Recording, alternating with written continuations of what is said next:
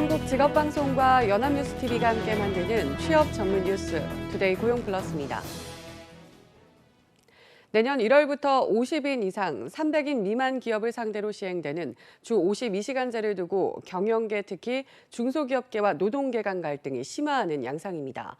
중소기업계가 이 제도에 1년 유예를 요청한 다음 날 민주노총은 탄력근로제 기간 확대에도 반대 뜻을 분명히 했습니다. 한상용 기자입니다. 중소기업계가 주 50시간제 준비에 좀 더 시간이 필요한 기업이 많다며 1년간의 유예를 요청한 다음 날 민주노총은 국회 앞에서 대규모 집회를 가졌습니다. 내년 주 50시간제 시행과 함께 국회에서 논의 중인 탄력근로제의 기간 확대에 반대 입장을 다시 한번 밝히기 위해서입니다. 정부는 주 52시간제의 연착륙을 위해 필요하다는 입장이지만 민주노총은 탄력근로제 기간 확대 시 총파업도 불사하겠다는 뜻도 전했습니다. 탄력근로제 기간 확대를 멈출 것입니다. 바로 총파업, 총력투쟁으로 세상을 멈춰서.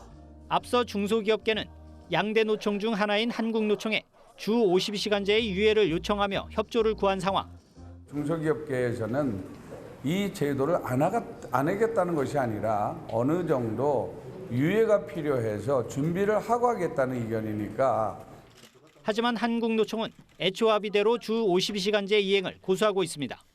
노사정이 합의한 그런 내용들을 훼손해서는 안 될 거라고 봅니다. 준비가 안 된 그런 기업들이 그렇게 많지 않은 걸로. 내년 1월까지 이제 시간이 얼마 남지 않은 만큼 서로 다른 입장차를 좁히기 위한 노사정 간 협상은 더욱 치열해질 전망입니다. 연합뉴스TV 한상용입니다. 기간 근로자가 한 직장에서 2년 이상이라면 법에 따라 무기계약 근로자로 전환됩니다. 그런데 중간에 공백기가 있어 실제 근로관계가 단절되면 전후 근무기간을 합산할 수 없다는 대법원 판단이 나왔습니다. 김동욱 기자입니다. 부산시 낙동강관리본부에서 기간제 근로자로 근무한 A씨. A씨는 2012년 9월부터 마지막 계약이 종료된 2015년 4월까지 모두 25개월을 일했습니다. 하지만 중간에 계약 기간이 끝나 재채용되기까지 5개월여간의 공백이 있습니다. A씨는 계약 기간 종료 통보를 받자 합산 근무 기간 2년이 넘었다며 구제를 신청했고 중앙노동위원회에서 받아들여졌습니다. 기간제법 제4조 2항은 2년을 초과해 기간제 근로자로 근무하면 무기계약 근로자로 전환되는 내용을 담고 있습니다. 하지만 부산시가 이를 취소해달라며 소송을 제기했습니다. 연속 근로기간이 2년이 안 돼 적법한 계약 종료라는 겁니다. 쟁점은 부산시가 기간제법을 회피하려고 해 공백이 생긴 것인지 근로관계가 실질적으로 단절됐는지 여부였습니다. 1심은 A씨가 공채 탈락 후 대체 인력으로 다시 근무하게 된 2014년 6월 다시 근로계약 관계가 시작됐다고 본 반면 2심은 A씨가 탈락한 공채가 기간제법을 피하려는 의도였다며 A씨의 손을 들어줬습니다. 하지만 대법원은 이를 다시 뒤집고 사건을 대전 고등법원에 돌려보냈습니다. 대법원은 우연히 인력 수요가 발생해 공채 없이 다시 채용했다고 해서 기간제법을 회피하려는 의도라고 단정하기 어렵다고 밝혔습니다. 또 공채에서 기존 경력자를 우대하지 않은 것은 저소득층 등 다양한 계층에게 고용의 기회를 제공하기 위한 것으로 보인다고 설명했습니다. 연합뉴스TV 김동욱입니다.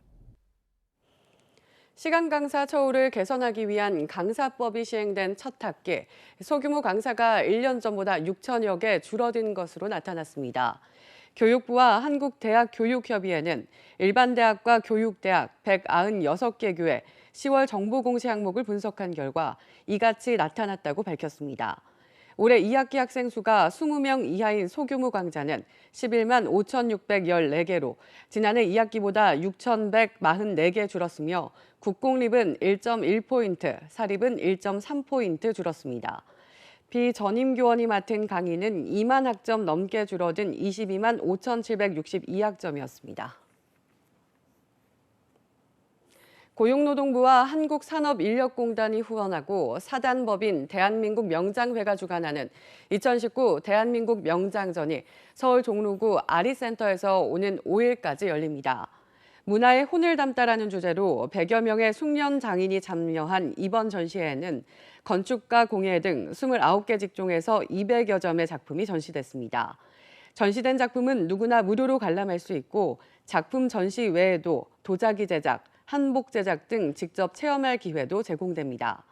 김대인 대한민국 명장회장은 이번 전시회를 통해 대한민국 숙련 기술인들이 사회적 책임과 의무를 다하고 각 분야에서 기술 강국 대한민국을 세워가는 데 큰 역할을 감당할 것이라고 말했습니다. 실물 경기 부진이 이어지고 있습니다. 산업 생산과 소비가 한 달 만에 다시 동반 감소했는데요.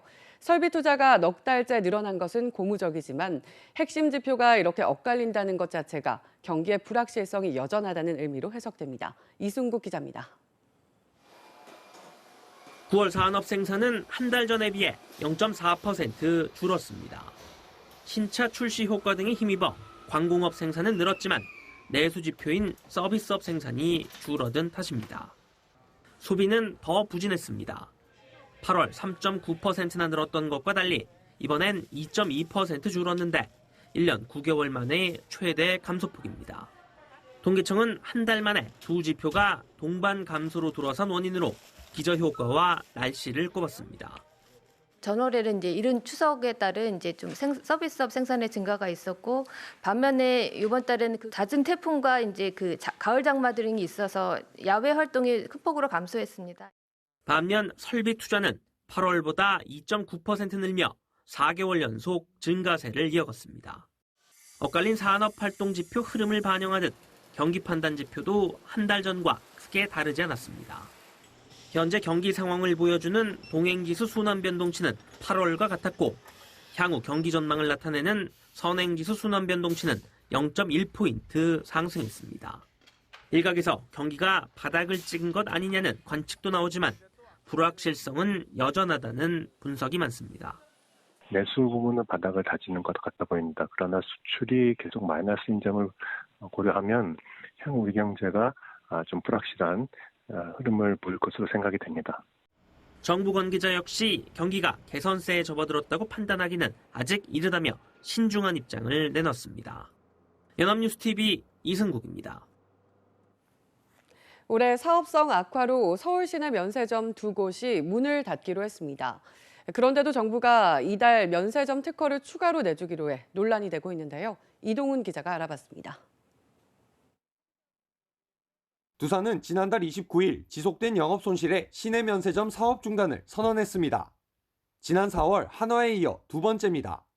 4년 전 6개던 시내 면세점이 13개로 2배로 늘어난 상황에서 일반 관광객 감소, 중국 보따리상 증가로 고객 유치 경쟁이 심해져 수익성이 나빠졌기 때문입니다.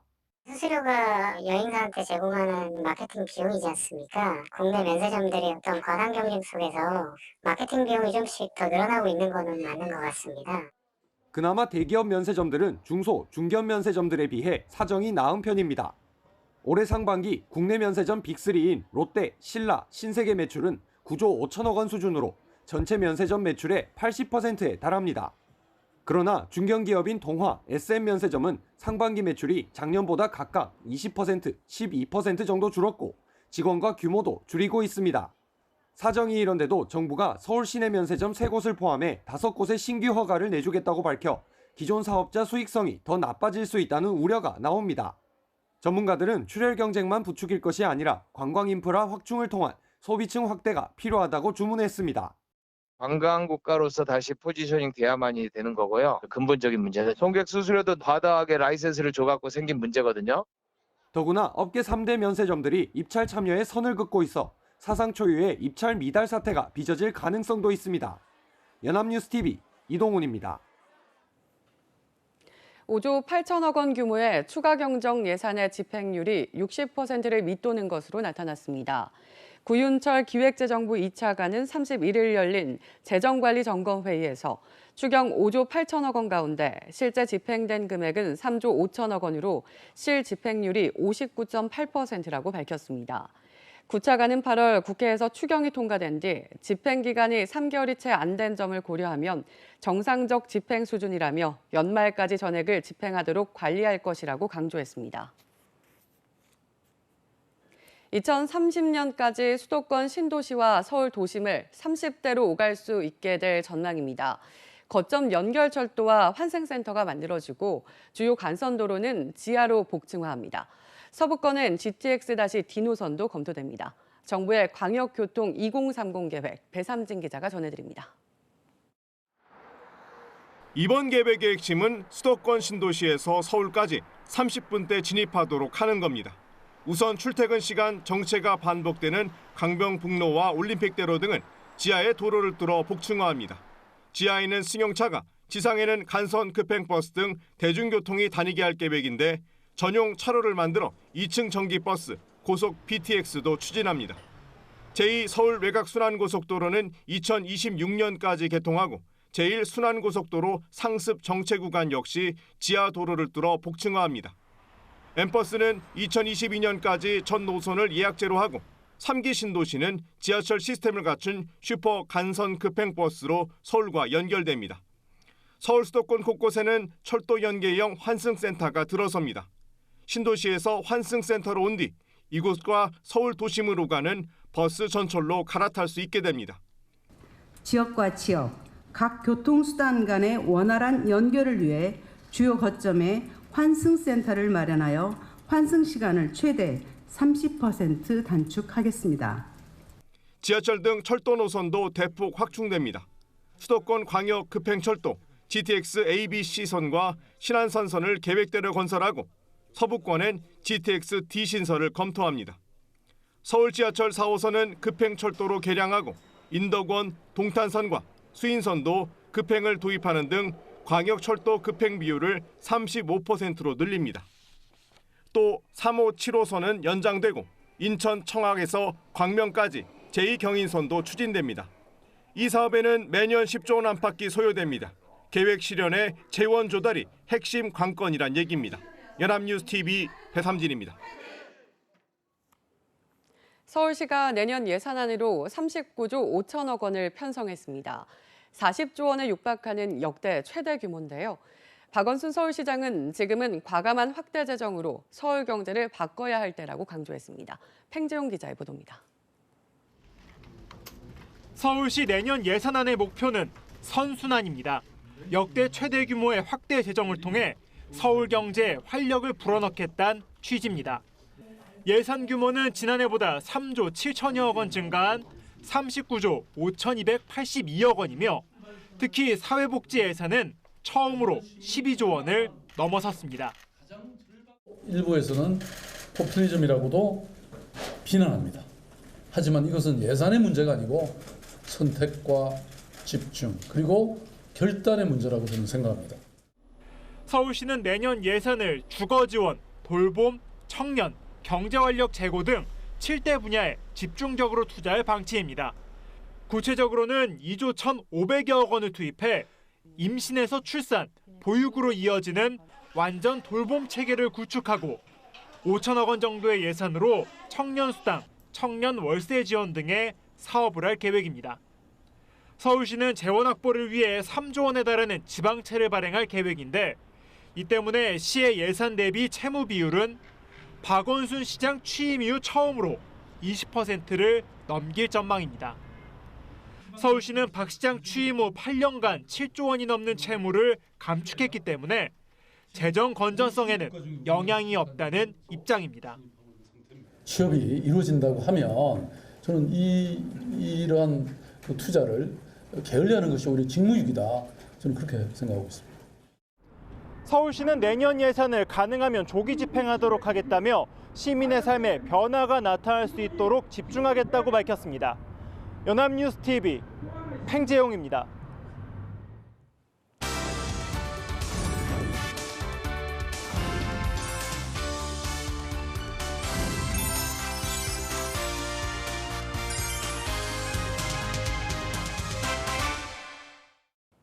숨겨져 있는 알짜 직업을 소개하는 히든잡. 오늘도 투데이 고용플러스의 공식 취업 도우미 진수민 캐스터와 함께합니다. 안녕하세요. 안녕하세요. 히든잡 시간입니다. 인간의 생명과 직결된 바이오 기술은 인간의 다양한 문제를 해결할 수 있는 첨단 기술로 분류되는데요. 오늘 히든잡에서는 이러한 중요한 바이오 기술을 최전선에서 지키고 있는 중요한 직업을 소개하고자 합니다. 지금부터 살펴보겠습니다. 바이오 기술을 최전선에서 지키고 있는 중요한 직업이라니 정말 궁금해지는데요. 일반적으로 바이오 기술과 관련한 직업을 이야기하면 연구나 개발직을 떠올리잖아요. 네, 그렇습니다. 그래서 더 중요한 직업이라고 할 수 있는데요. 오늘의 직업은 바로 바이오 물류 전문가입니다. 바이오 물류 전문가는 백신이나 의약품과 같은 바이오 물류를 안전하게 배송하는 전문가를 이야기했는데요. 임상용 샘플이나 의약품 원료, 완제 의약품, 또 이식용 생체 조직, 임상 소모품 등을 직접 수거해서 배송하는 업무를 전문적으로 맡고 있습니다. 네, 상당히 독특한 직업인데요. 그런데 최근 물류 서비스도 많이 발달이 됐는데 이렇게 바이오 관련 물류만 전문적으로 취급하는 직업이 필요한 이유는 뭘까요? 네, 바이오 물류는 말씀드렸다시피 단순히 임상용 샘플만 있는 게 아니라 다양한 물품들이 있죠. 즉, 보관하는 방법도 다양하다는 뜻입니다. 우리가 약국에서 약을 받을 때도 실온에 보관해야 하는 약과 냉장 보관을 해야 하는 약이 따로 있는 것처럼 더 민감한 바이오 제품은 보관 방법이 더 까다롭습니다. 상온을 유지해야 하거나 영하 18도 등 배송 과정에서 일정한 온도를 유지해야 하는 것이 필수입니다. 이 때문에 바이오 물류의 특성을 알고 안전하게 다룰 수 있는 전문적인 직업이 필요했던 거죠. 네, 더욱이 바이오 물류의 경우 혈액이나 생체 조직 같은 경우는 샘플이 훼손되면 2번 다시 사용할 수 없게 되잖아요. 이 때문에 물류를 전문적으로 배송할 수 있는 인력이 필요해진 거군요. 네, 그렇습니다. 뿐만 아니라 일부 의약 샘플 중에서는 수백억에서 많게는 수천억 원의 연구비를 들여 만든 것들도 있는데 배송 과정에서 손상이 되면 천문학적인 연구비가 날아가는 것이기 때문에 더욱 조심히 다뤄야 할 필요가 있습니다. 또 해외로 이동하는 경우에는 까다로운 통관 절차를 거쳐야 하기 때문에 이 기간 동안에는 일정한 온도를 지키며 배송할 수 있는 노하우를 가지고 있어야 하죠. 또 운송 기준에 대한 정확한 정보도 파악해야 합니다. 질병관리본부는 바이러스 분리, 유전자 검체의 경우 섭씨 4도씨를 유지해 운송해야 하는데 만약 48시간 이내 운송이 불가한 경우에는 영하 70도에 보관하는 것을 권장하고 있습니다. 네, 이렇게 설명을 들으니 바이오 물류가 일반 물류와 배송 방법과 절차에서 확연한 차이를 보인다는 것을 알 수 있습니다. 그렇다면 바이오 물류 전문가는 배송을 의뢰받을 때 어떤 과정을 거치게 되나요? 네, 의뢰가 들어오면 바이오 물류가 어떤 제품인지 고객과의 상담을 통해 정확하게 파악해야 하는데요. 이후 물류에 따른 온도나 시간, 통관 절차를 파악해 본격적인 배송 계획을 세우게 됩니다. 단순히 배송 과정뿐만 아니라 포장재부터 출고 방법, 통관에 걸리는 시간까지 정확히 계산해서 밑그림을 그려야 하는데요. 특히 나라별로 검역법이나 통관 절차에 따라 차이가 있으니 해외로 향하는 물류의 경우 해당 국가의 통관 절차도 다시 한번 파악해 놓을 필요가 있습니다. 물류가 까다로운 경우 수거 현장이나 공항에 직접 나가서 전체적인 과정을 살피는 경우도 있는데요. 이처럼 바이오 물류 전문가는 단순히 운반 계획만을 세우는 것이 아니라 고객에게 바이오 물류가 전해지는 순간부터 도착지에 전달되는 순간까지 전반적인 과정을 모두 파악하고 책임져야 합니다. 네, 정말 이 정도면 바이오 연구의 숨은 공신이라고도 할 수 있겠네요. 단순히 바이오 기술 산업에는 연구, 개발하는 인력만이 필요한 게 아니라 샘플을 정확히 인도할 수 있는 지킴이가 정말 중요한 역할을 하는 거네요. 그렇습니다. 더욱이 최근 4차 산업혁명의 영향으로 바이오 산업의 전망이 밝아지면서 바이오 물류 분야 역시 전망이 점점 높아지고 있는데요. 우리나라 역시 바이오 산업을 신성장 동력 산업으로 삼은 만큼 바이오 물류 전문가의 수요도 보다 증가할 것이라고 보고 있습니다. 네, 전망도 점차 높아지고 있군요. 그럼 바이오 물류 전문가가 되기 위해서는 어떻게 해야 될까요? 네, 대학에서 유통이나 생명공학과 관련된 전공을 공부하면 바이오 물류 관련 회사에 취업하기가 더욱 쉽다고 하는데요. 하지만 직무교육만으로도 충분히 업계의 노하우를 습득할 수 있기 때문에 전공보다는 원활한 커뮤니케이션과 돌발 상황에 대한 대처 능력을 가진 인재를 더욱 선호한다고 합니다. 또 해외로 향하는 물류도 취급해야 하기 때문에 외국어 능력은 필수라고 하는데요. 특히 해마다 바이오 기술이 발전하는 만큼 물류를 취급하는 방법 역시 보다 까다로워지고 있고 다양해지고 있기 때문에 새롭고 창의적인 작업을 좋아하는 사람에게 걸맞는 직업이라고 할 수 있습니다. 네, 발전하고 있는 바이오 기술을 지키는 숨은 공신, 바이오 물류 전문가. 전망에 비해 알려지지 않은 만큼 히든잡 중에 히든잡이라고 할 수 있겠죠. 발전하는 바이오 기술의 동향을 지켜보며 새로운 것에 짜릿함을 느끼는 분들이라면 꼭 도전해 보시기 바랍니다. 지금까지 히든잡 진수민 캐스터였습니다. 고맙습니다. 지금까지 투데이 고용 플러스였습니다. 오늘 저희가 준비한 내용은 여기까지입니다. 함께해 주신 여러분 고맙습니다.